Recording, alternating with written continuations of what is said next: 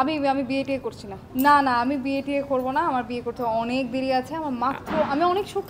না না বিয়ে করতেই হয় না, বিয়েটা বাধ্যবাধকতা নেই। আমি আসলে বিয়ে করার অত একটা পক্ষে না। আমি ভেঙে দেন সবাইকে। বিয়ে ছাড়া আমি অ্যাডপশনের পক্ষে। আমি হচ্ছে আমার বাচ্চা নেওয়ার খুবই শখ, তো আমি অ্যাডপশন নিয়ে নিব, এটা ফর শিওর। বিয়ে করছি কিনা এটা জানি না, কিন্তু অ্যাডপশন নিচ্ছি এটা শিওর।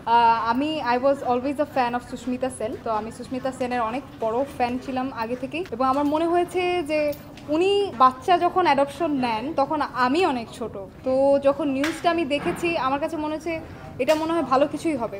আরও অনেক মুভিজ দেখেছি, আরও অনেক রিসার্চ করেছি, তো আমার কাছে মনে হয় কেন না, একটা বাচ্চা যে তার ভালোবাসাটা পাচ্ছে না, ন্যায্য ভালোবাসাটা পাচ্ছে না, আমার যদি সেই সামর্থ্য থাকে তাহলে আমি এই এক্সট্রা ভালোবাসাটা তাকেও দিতে পারি। আমার কাছে মনে হয় না রিয়েল অথবা আনরিয়েলের কিছু আছে।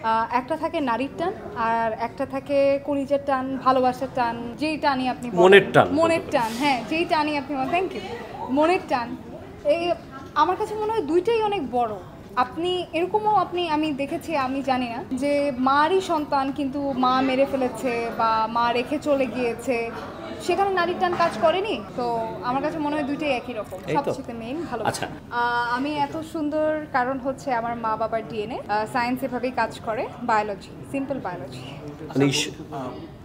সুন্দর হওয়ার সুবিধা, আমি এখন পর্যন্ত সুন্দর হওয়ার একটা সুবিধাও পাচ্ছি না, আমি জানি না কেন। না আমার ফ্যাকাল্টিরা আমাকে নাম্বার দিচ্ছে, না আমি ক্লাসে টপ করতে পারছি, না আমাকে কোনো রিক্সাওয়ালা, কোনো সিএনজিওয়ালা ফ্রিতে কোথাও নিয়ে যাচ্ছে। সুতরাং আমার কাছে তো মনে হচ্ছে না আমার সুন্দর, এমনি কোনো অফার টফার দেয় না যে চলে আসো আমরা ঘুরতে যাই, কিছু পাবে এই সেই? এগুলো তো লাভ নাই, এটা তো আমি নিজেই ঘুরতে যেতে পারি। সুন্দরী হওয়ার তাহলে অসুবিধাগুলো কি কি একটু বলে দেন তো তাহলে।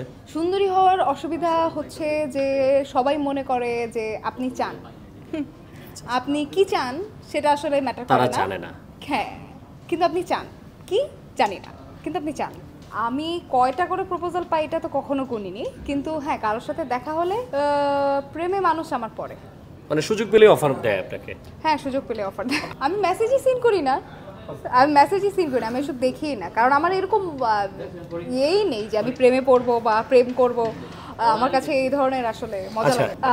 আমার ড্রিম প্রপোজাল হচ্ছে যে অনেক মানুষের সামনে একটা ফুল হলেও হবে, অথবা ফুলের তোড়া হলেও হবে, অবশ্যই সেটা গোলাপ হতে হবে। গোলাপ নিয়ে বসে সবার সামনে আমাকে বড়ভাবে একটা প্রপোজ করব। আমি এখন পর্যন্ত 2বার কক্সবাজারে গিয়েছি। সুবিধা কি কি পেয়েছেন? আচ্ছা, প্রথমবার গিয়েছি মা বাবার সাথে, ওটাতে তো সুবিধা আর সুবিধা, ওটাতে সুবিধা ছাড়া অসুবিধা কোনো নেই। আর দ্বিতীয়বার গিয়েছি শুটে, ওখানে কোনোই সুবিধা পাইনি ভাই।